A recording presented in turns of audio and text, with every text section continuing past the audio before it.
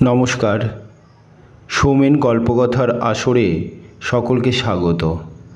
গল্প পাঠে আমি সৌমেন। নতুন নতুন ভিন্ন স্বাদের গল্প পেতে চ্যানেলটিকে এখনই সাবস্ক্রাইব করে রাখুন। সুবোধ ঘোষের কাহিনী অবলম্বনে আজকের গল্প ফাসিল। নেটিভ স্টেট অঞ্জনগড়, আয়তন কাঁটায় কাঁটায় 68.5 বর্গমাইল। তবু নেটিভ স্টেট, বাঘের বাচ্চা বাঘই। মহারাজা আছেন, ফৌজদার, সেরেস্তা, নাজারাত সব আছে। এক কুড়ির ওপর মহারাজার উপাধি। তিনি ত্রিভুবনপতি, তিনি নগরপাল, ধর্মপাল এবং অরাতি দমন। দুপুরুষ আগে এ রাজ্যে বিশুদ্ধ শাস্ত্রীয় প্রথায় অপরাধীকে শুলে চড়ানো হতো। এখন সেটা আর সম্ভব নয়। তার বদলে শুধু ন্যাংটো করে মৌমাছি লেলিয়ে দেওয়া হয়। সাবেককালের কেল্লাটা যদিও লুপ্তশ্রী, তার পাথরের গাঁথুনিটা আজও অটুট। কেল্লার ফটকে বুনো হাতির জীর্ণ কঙ্কালের মতো দুটো মরচে পড়া কামান।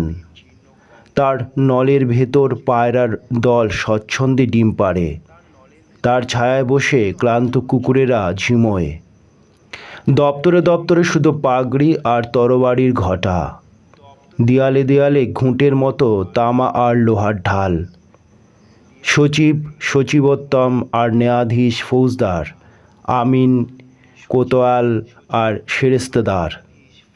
ক্ষত্রিয় আর মোগল এই দু জাতের আমলাদের যৌথ প্রতিভার সাহায্যে মহারাজা প্রজারঞ্জন করেন। সেই অপূর্ব অদ্ভুত শাসনের ঝাঁজে রাজ্যের অর্ধেক প্রজা সরে পড়েছে দূরে মরিশাসের চিনির কারখানার কুলির কাজ নিয়ে। 68.5 বর্গমাইল অঞ্জনগড় শুধু ঘোড়ানিম আর ফণি মনসায় ছাওয়া রুক্ষ কাঁকড়ে মাটির ডাঙা আর ন্যাড়া ন্যাড়া পাহাড়।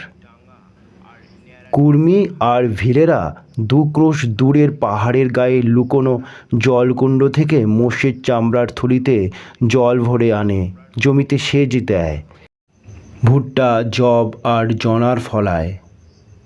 প্রত্যেক বছর স্টেটের তহসিল বিভাগ আর ভিল ও কুর্মি প্রজাদের ভেতর একটা সংঘর্ষ বাধে।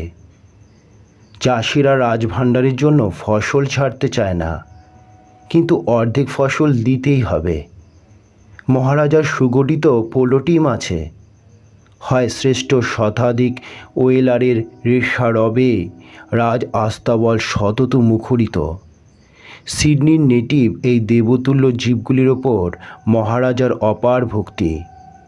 তাদের তো আর খোল ভুসি খাওয়ানো চলে না, ভুট্টা, জব, জনার চাই। তহসিলদার অজ্ঞতা সিপাই ডাকে। রাজপুত বীরের বল্লম আর লাঠির মারে ক্ষাত্র বীর্যের স্ফুলিঙ্গি বৃষ্টি হয়। 1 ঘন্টার মধ্যে সব প্রতিবাদ স্তব্ধ, সব বিদ্রোহ প্রশমিত হয়ে যায়। পরাজিত ভিলেদের অপরিমেয় জঙ্গলি সহিষ্ণুতা ভেঙে পড়ে। তারা দলে দলে রাজ্য ছেড়ে গিয়ে ভর্তি হয় সোজা কোনো ধাঙ্গো রিক্রুটারের ক্যাম্পে। মেয়ে মরদ শিশু নিয়ে কেউ যায় নয়াদিল্লি, কেউ কলকাতা, কেউ শিলং। ভিলেরা ভুলেও আর ফিরে আসে না। শুধু নড়তে চায় না কুর্মি প্রজারা। এ রাজ্যে তাদের 7 পুরুষের বাস। ঘোড়া নিমের ছায়ায় ছায়ায় ছোট বড় এমন ঠান্ডা মাটির ডাঙা, কালো মেঘ আর অনন্তমূলের চারার একটা ঝোপ শালসার মতো সুগন্ধ মাটিতে। তাদের যেন নারীর টানে বেঁধে রেখেছে। বেহায়ের মতো চাষ করে, বিদ্রোহ করে আর মারও খায়। ঋতুচক্রের মতো এই ত্রিদশার আবর্তনে তাদের দিন সন্ধ্যায় সমস্ত মুহূর্তগুলি ঘুরপাক খায়। এদিক ওদিক হবার উপায় নেই। তবে অঞ্জনগড় থেকে দয়াধর্ম একেবারে নির্বাসিত নয়। প্রতি রবিবারে কেল্লার সামনে সুপ্রশস্ত চবুতরায় 1000-এর ওপর দুস্থ জমায়েত হয়। দরবার থেকে বিতরণ করা হয় চিঁড়ে আর গুড়। সংক্রান্তির দিনে মহারাজের গায়ে আলপনা আঁকা হাতির পিঠে চড়ে জলুস নিয়ে পথে বার হন প্রজাদের আশীর্বাদ করতে। তাঁর জন্মদিনে কেল্লার আঙিনায় রামলীলা গান হয়, প্রজারা নিমন্ত্রণ পায়। তবে অতিরিক্ত ক্ষত্রিয়ত্বের প্রকোপে যা হয় সব ব্যাপারেই লাঠি। যেখানে জনতা আর জয়ধ্বনি সেখানে লাঠি চলবেই, আর দু চারটে অভাগার মাথা ফাটবেই। চিঁড়ে, আশীর্বাদ বা রামলীলা সবই লাঠির সহযোগে পরিবেশন করা হয়। প্রজারা সেইভাবেই উপভোগ করতে অভ্যস্ত।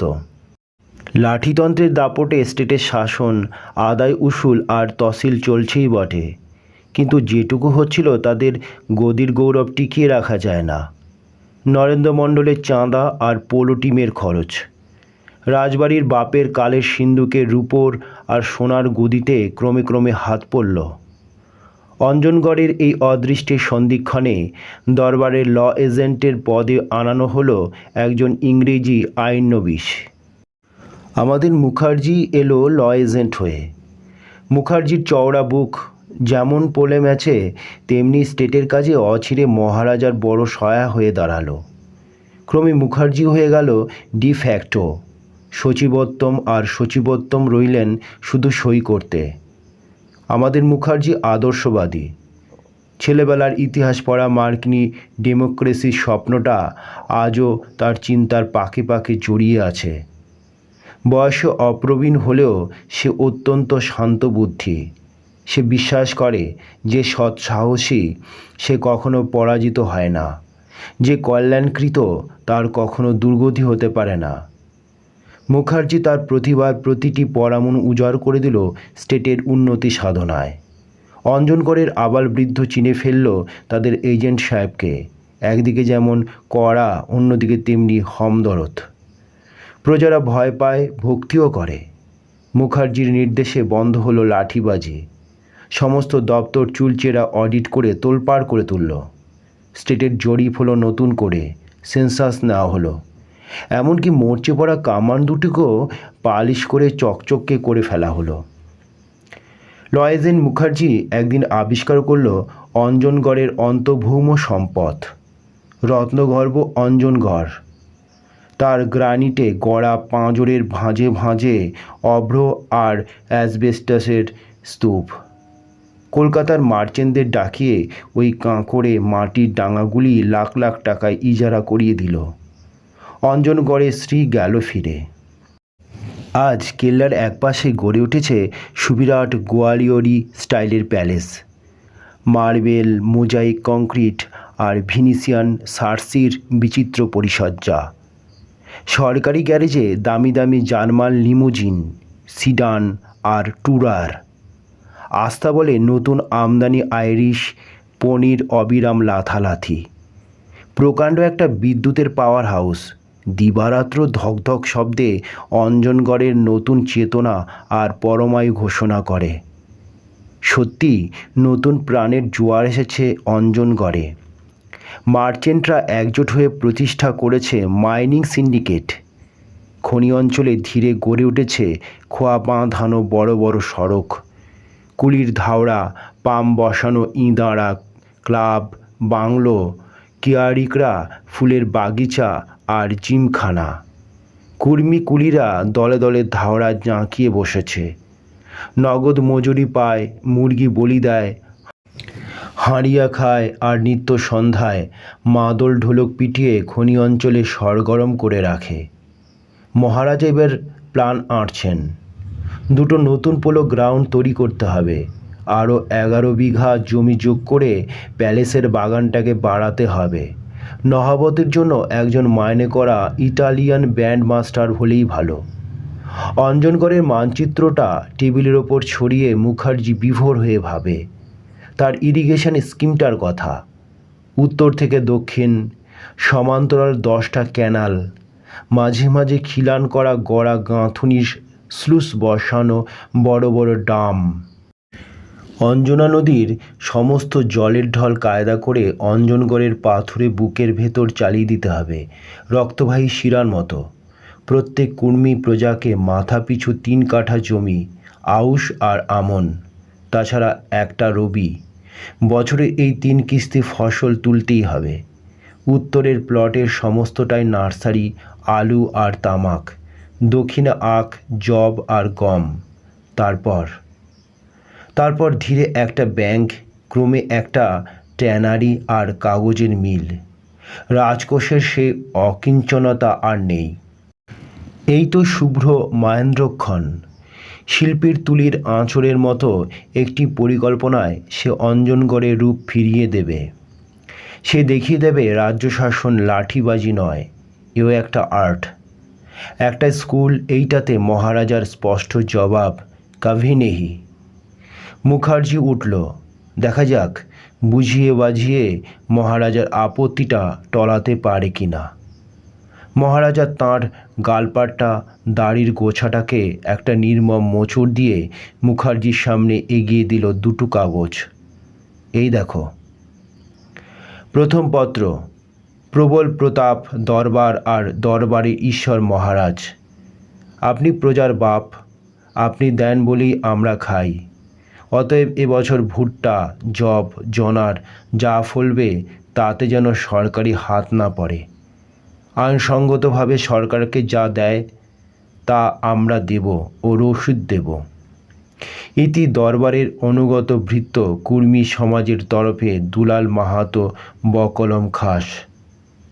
দ্বিতীয় পত্র, মহারাজার পেয়াদা এসে আমাদের খনির ভেতর ঢুকে 4 জন কুর্মী কুলিকে ধরে নিয়ে গেছে আর তাদের স্ত্রীদের লাঠি দিয়ে মেরেছে। আমরা একে অধিকার বিরুদ্ধ মনে করি এবং দাবি করি মহারাজার পক্ষে থেকে শীঘ্র এ ব্যাপারে সুমীমাংসা হবে। ইতি সিন্ডিকেটের চেয়ারম্যান গিবসন। মহারাজা বললেন, দেখেছো তো মুখার্জি, শালাদের সাহস। হ্যাঁ দেখছি। টেবিলে ঘুষি মেরে বিকট চিৎকার করে অরাতি দমন প্রায় ফেটে পড়ল। মুড়ো, শালাদের মুড়ো কেটে এনে ছড়িয়ে দাও আমার সামনে।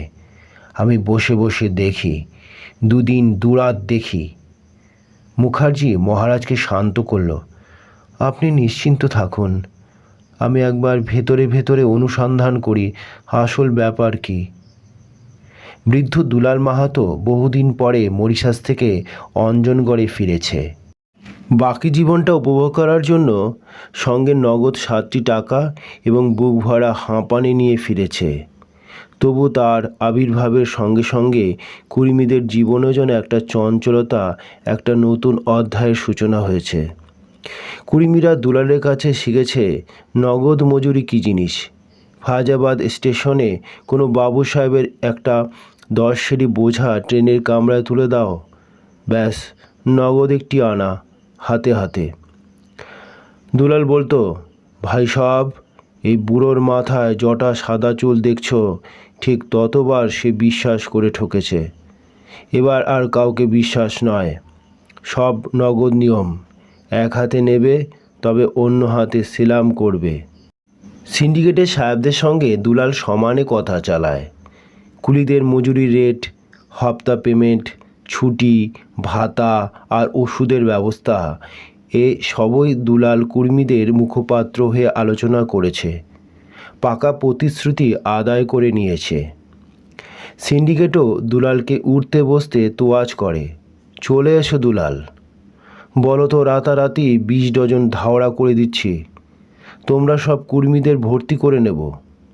দুলাল জবাব দেয়, আচ্ছা সে হবে, তবে আপাতত কুলি পিছু পিছু কয়লা আর কেরোসিন তেল মুক্তি দেবার অর্ডার হোক। আচ্ছা তাই হবে। সিন্ডিকেটের সাহেবরা তাকে কথা দিত। দুলালের আমন্ত্রণ পেয়ে একদিন রাজ্যের কুর্মী একত্রিত হলো ঘোড়ানিমের জঙ্গলে। পাকা চুলে ভরা মাথা থেকে পাগড়িটা খুলে হাতে নিয়ে দুলাল দাঁড়ালো। আজ আমাদের মণ্ডলের প্রতিষ্ঠা হলো, এখন ভাবো কি করা উচিত। চিনে দেখো কে আমাদের দুশ্মন আর কেই বা দোস্ত। আর ভয় করলে চলবে না, পেট আর ইজ্জত, এর ওপর যে ছুরি চালাতে আসবে তাকে আর কোনো মতেই ক্ষমা নয়।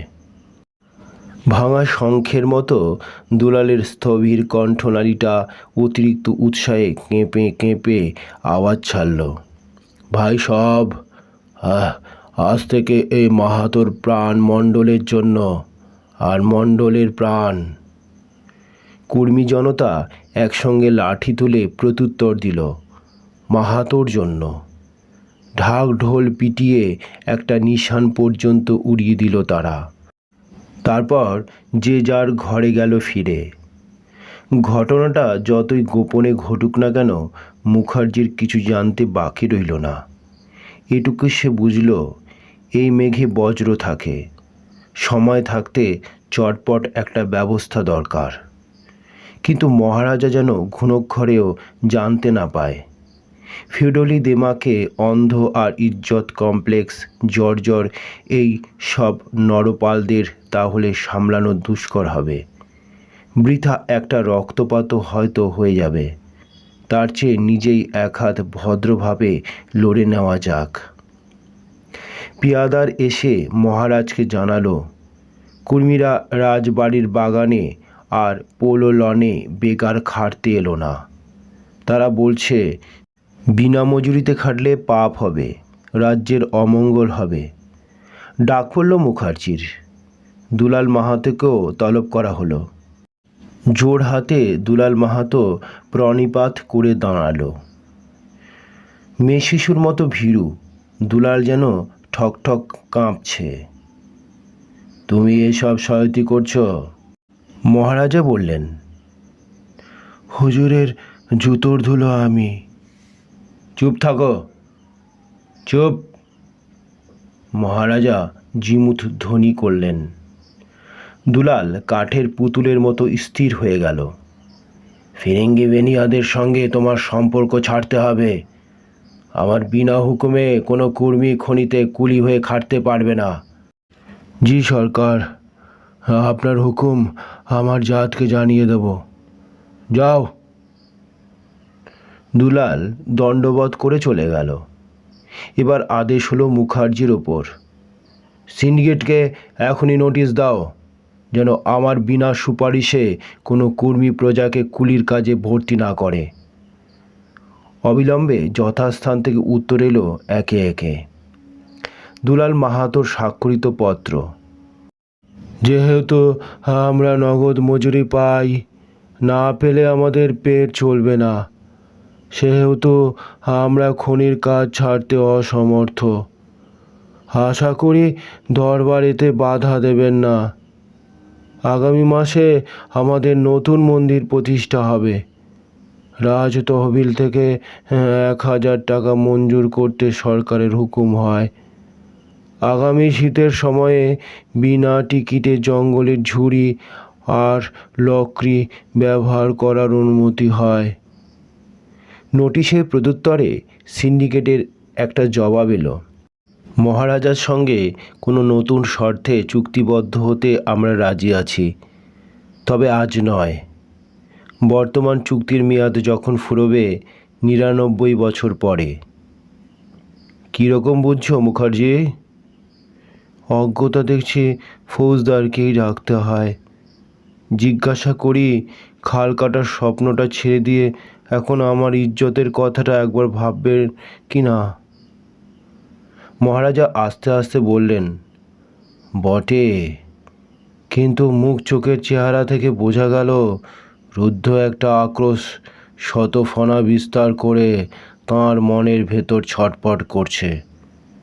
মুখার্জি সবিনয়ে নিবেদন করল, মন খারাপ করবেন না সরকার, আমাকে সময় দিন, সব গুছিয়ে আনছি আমি। মুখার্জি বুঝেছে দুলালের এই দুঃসাহসে প্রেরণা যোগাচ্ছে কারা। সিন্ডিকেটের দুষ্ট উৎসাহেই কর্মী সমাজের নাচানাচি। এই যোগাযোগ বিচ্ছিন্ন না করলে রাজ্যের সমূহ অশান্তি অমঙ্গলও। কিন্তু কি করা যায়? দুলাল মাহাতোর কুঁড়ে ঘরের কাছে মুখার্জি এসে দাঁড়ালো। ব্যস্তভাবে দুলাল বেরিয়ে এসে একটা চৌকি এনে মুখার্জিকে বসতে দিল। মাথার পাগড়িটা খুলে মুখার্জির পায়ের কাছে রেখে দুলালও বসল মাটির ওপর। মুখার্জি এক এক করে তাকে সব বুঝিয়ে শেষে বড় অভিমানে ভেঙে পড়ল। এ কী করছো মাহাতো? দরবারের ছেলে তোমরা। কখনো ছেলে দোষ করে, কখনো করে বাপ। তাই বলে পরকে ডেকে কেউ ঘরের ইজ্জত নষ্ট করে না। সিন্ডিকেট আজ না হয় তোমাদের ভালো খাওয়াচ্ছে, কিন্তু কাল যখন তার কাজ ফুরবে তখন তোমাদের দিকে ফিরেও তাকাবে না। এই দরবারই তখন দুমুঠো চিঁড়ে দিয়ে তোমাদের বাঁচাবে। মুখার্জির পায়ে হাত রেখে দুলাল বলল, কসম এজেন্ট বাবা, তোমার কথা রাখব। বাপের তুল্য মহারাজা, তাঁর জন্য আমরা প্রাণ দিতে তৈরি। তবে ওই দরখাস্তটি একটু জলদি মঞ্জুর হয়। দ্বিতীয় প্রশ্ন বা উত্তরের অপেক্ষা না করে মুখার্জি দুলালের কুঁড়ে ঘর থেকে বেরিয়ে পড়ল। না, রোগে তো ধরেছিল অনেক দিন, এবার দেখা দিয়েছে বিকারের লক্ষণ। স্নান, আহার আর পোশাক বদলাবার কথা মুখার্জিকে ভুলতে হলো আজ। একটানা ড্রাইভ করে থামল এসে সিন্ডিকেটের অফিসে। দেখুন মিস্টার গিবসন, রাজা প্রজা সম্পর্কের ভেতর দয়া করে হস্তক্ষেপ করবেন না আপনারা। আপনাদের কারবারের সুখ সুবিধার জন্য দরবার তো পূর্ণ গ্যারান্টি দিয়েছে। গিবসন বলল, মিস্টার মুখার্জি, আমরা মানি মেকার নই, আমাদের একটা মিশনও আছে। নির্যাতিতা মানুষের পক্ষ নিয়ে আমরা চিরকাল লড়ে এসেছি, দরকার থাকে আরও লড়ব। সব কর্মী প্রজাদের লোভ দেখিয়ে আপনারা কুলি করে ফেলেছেন। স্টেটের এগ্রিকালচার তাহলে কি করে বাঁচে বলুন তো? ঝোঁকের মাথায় মুখার্জি আর ক্ষোভের আসল কারণটি ব্যক্ত করে ফেলল। এগ্রিকালচার না বাঁচুক, ওয়েল তো বাঁচছে, এটা অস্বীকার করতে পারেন? গিবসন বিদ্রুপের স্বরে উত্তর দেয়, তর্ক ছেড়ে কোঅপারেশনের কথা ভাবুন মিস্টার গিবসন। কুলি ভর্তির সময় দরবার থেকে একটু অনুমোদন করিয়ে নেবেন, এই মাত্র। মহারাজও খুশি হবেন এবং তাতে আপনাদেরও অন্যদিকে নিশ্চয়ই ভালো হবে। Sorry mister Mukherjee. গিবসন বাঁকা হাসি হেসে চুরুট ধরালো। নিদারুণ বিরক্তিতে লাল হয়ে উঠল মুখার্জির কর্ণমূল। সজোরে চেয়ারটা ঠেলে দিয়ে সে অফিস ছেড়ে চলে গেল।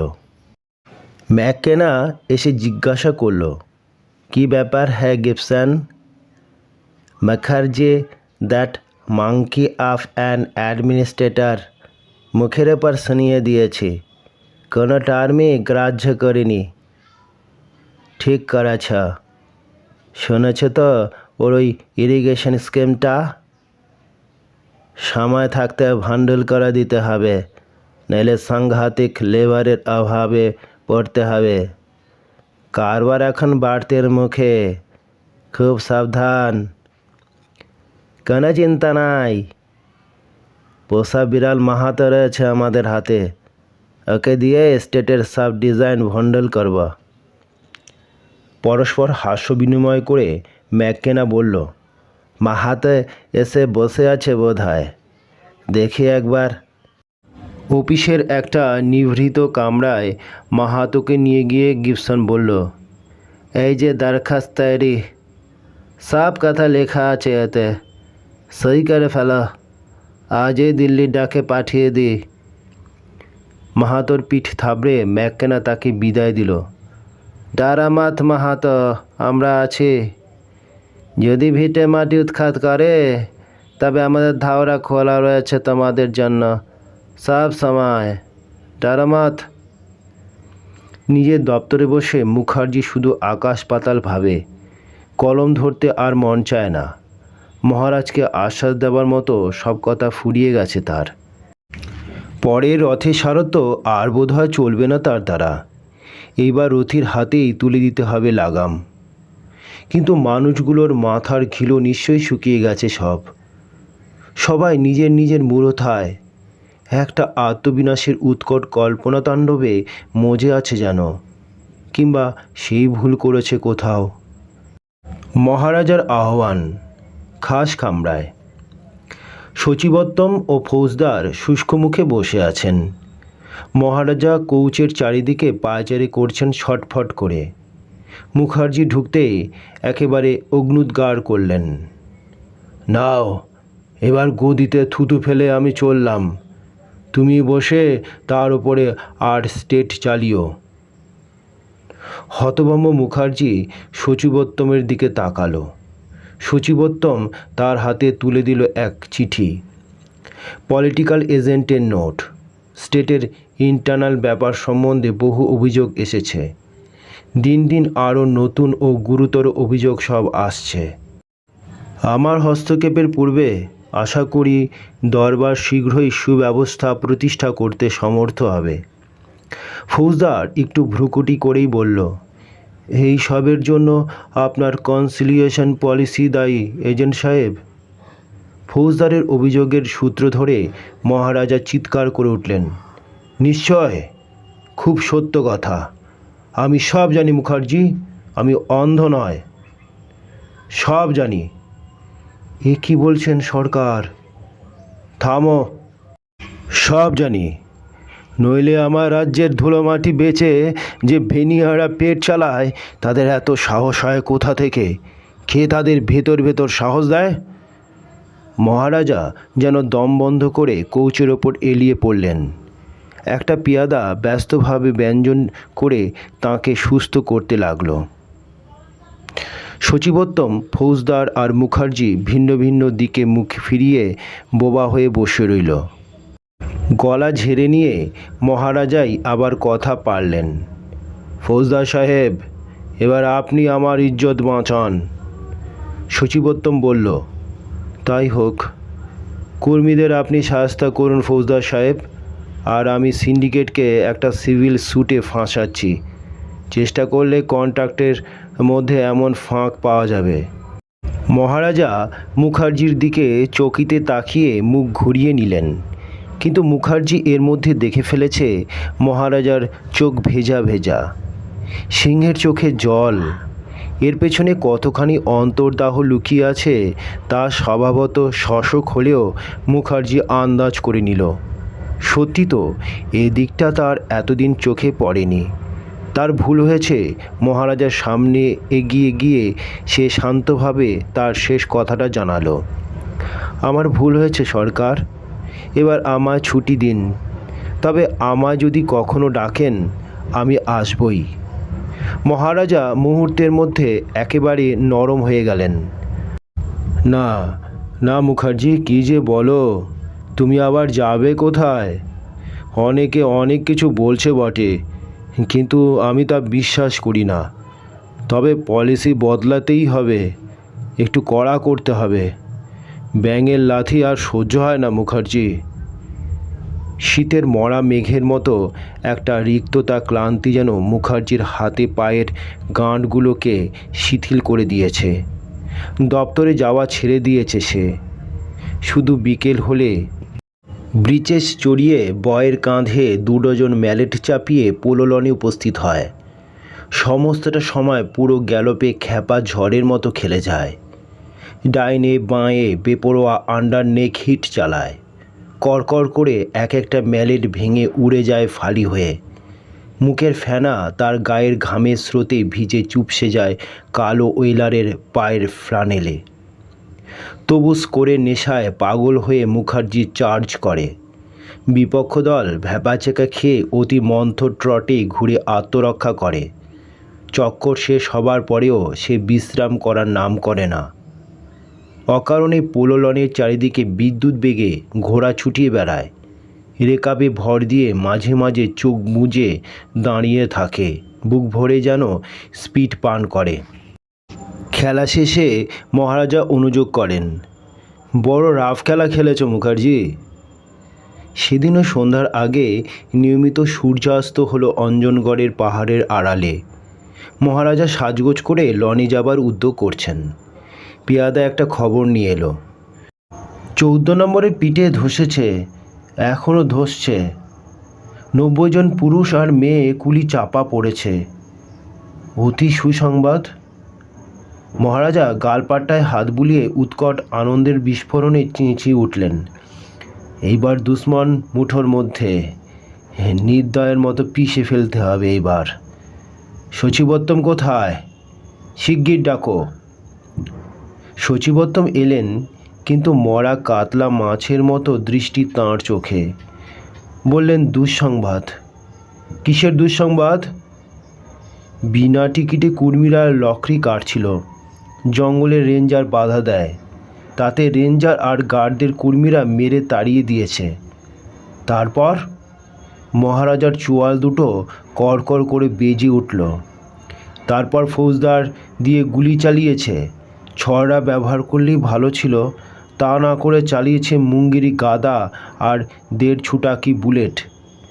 মরেছে 22 জন আর ঘায়েল 50-এর ওপর। ঘোড়ানিমের জঙ্গলে সব লাশ এখনো ছড়িয়ে পড়ে আছে। মহারাজা বিমূঢ় হয়ে রইলেন খানিকক্ষণ। তাঁর চোখের সামনে পলিটিক্যাল এজেন্টের হুঁশিয়ারি চিঠিটা যেন চকচকে সূচি মুখ বর্ষার ফলার মতো ভেসে বেড়াতে লাগলো। খবরটা কি রাষ্ট্র হয়ে গেছে? অন্তত সিন্ডিকেট তো জেনে ফেলেছে, সচিবোত্তম উত্তর দিল। মুখার্জিকে ডাকলেন মহারাজা। এই তো ব্যাপার মুখার্জি, এবার তোমার বাঙালি ইলম দেখাও, একটা রাস্তা বাতলাও। একটু ভেবে নিয়ে মুখার্জি বলল, আর দেরি করবেন না, সব ছেড়ে দিয়ে মাহাতোকে আগে আটকান। জন 50 পেয়াদা সরকি লাঠি লণ্ঠন নিয়ে অন্ধকারে দৌড়লো দুলালের ঘরের দিকে। মুখার্জি বলল, আমার শরীর ভালো নয় সরকার, কেমন গা বমি বমি করছে, আমি যাই। 14 নম্বরের পিঠ ধসেছে। মার্চেন্টরা দস্তুর মতো ঘাবড়ে গেল। তৃতীয় সিমের ছাদটা ভালো করে টিম্বার করা ছিল না, তাতেই এই দুর্ঘটনা। ঊর্ধ্বক্ষিপ্ত পাথরের কুচি আর ধুলোর সঙ্গে রসাতল থেকে যেন একটা আর্তনাদ থেমে থেমে বেরিয়ে আসছে। ভুম ভুম ভুম। কোয়ার্জের পিলারগুলো চাপের চোটে তুবড়ির মতো ধুলো হয়ে ফেটে পড়ছে। এরই মধ্যে কাঁটা তারের বেড়া দিয়ে পিঠের মুখটা ঘিরে দেওয়া হয়েছে। অন্যান্য ধাওরা থেকে দলে দলে কুলিরা দৌড়ে আসছিল। মাঝপথে দারোয়ানেরা তাদের ফিরিয়ে দিয়েছে। কাজে যাও সাব, কিছু হয়নি, কেউ ঘায়েল হয়নি, মরেও নিও কেউ। মার্চেন্টরা দল পাকিয়ে অন্ধকারে একটু দূরে দাঁড়িয়ে চাপা গলায় আলোচনা করছে। গিবসন বলল, মাটি দিয়ে ভরাট করবার উপায় নেই, এখনো 6 দিন ধরে ধসবে। হাজিরা বইটা পুড়িয়ে আজই নতুন একটা তৈরি করে রাখা। ম্যাকেনা বলল, তাতে আর লাভ কি হবে? দিয়ে মহারাজার কানে পৌঁছে গেছে সাপ। তাছাড়া দ্যাট মাহাতো, তাকে বোঝাবে কি দিয়ে? কালকের সকালেই শহরের কাগজগুলো খবর পেয়ে যাবে আর পাতা ভরে স্ক্যান্ডাল ছড়াবে দিনের পর দিন। তারপর আসবেন একটি ইনকোয়ারি কমিটি, একটা গান্ধীআইট বদমাশও বোধ হয় তার মধ্যে থাকবে। বোঝো ব্যাপার। সে রাতে ক্লাব ঘরে আর আলো জ্বলল না। একসঙ্গে 100 ইলেকট্রিক ঝাড়ের আলো জ্বলে উঠল প্যালেসের একটা প্রকোষ্ঠে। আবার ডাক পড়ল মুখার্জির। অভূতপূর্ব দৃশ্য। মহারাজা, সচিবোত্তম আর ফৌজদার, গিবসন, ম্যাকেনা, মুর আর প্যাটারসন। সুদীর্ঘ মেহগনি টেবিলে গেলাস আর ডিকেন্টারের ঠাসাঠাসি। সস্মিত বদনে মহারাজা মুখার্জিকে অভ্যর্থনা করলেন। মাহাতো ধরা পড়েছে মুখার্জি, ভাগ্যিস সময় থাকতে বুদ্ধিটা দিয়েছিলে। গিবসন সায় দিয়ে বলল, নিশ্চয়, অনেক ক্লামজি ঝঞ্ঝাট থেকে বাঁচা গেল।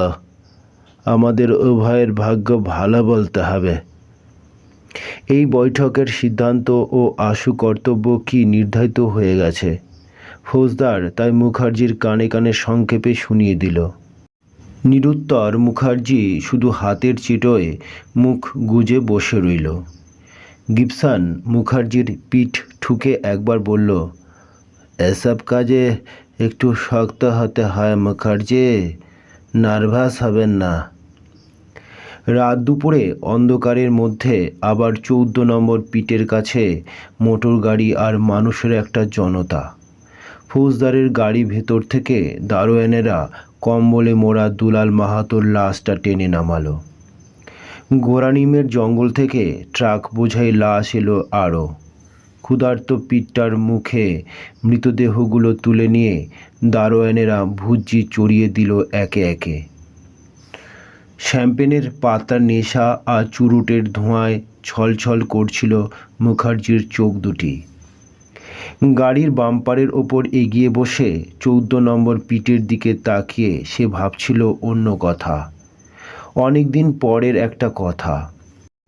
লক্ষ বছর পরে এই পৃথিবীর কোনো একটা জাদুঘরে জ্ঞানবৃদ্ধ প্রত্নতাত্ত্বিকের দল উগ্র কৌতূহলে স্থির দৃষ্টি মেলে দেখছে কতগুলি ফসিল। অর্ধপশু গঠন, অপরিণত মস্তিষ্ক ও আত্মহত্যা প্রবণ তাদের সাবহিউম্যান শ্রেণীর পিতৃপুরুষের শিলীভূত অস্থি কঙ্কাল, যারা আকস্মিক কোনো ভূবিপর্যয়ে কোয়ার্জ আর গ্রানাইটের স্তরে স্তরে সমাধিস্থ হয়ে গিয়েছিল। তারা দেখছে শুধু কতকগুলি সাদা সাদা ফসিল, তাতে আজকের এই এত লাল রক্তের কোনো দাগ নেই। নমস্কার বন্ধুরা, গল্পটি এখানেই শেষ করলাম। পরের গল্পটি পেতে লাইক, কমেন্ট, শেয়ার ও সাবস্ক্রাইব করতেও ভুলবেন না।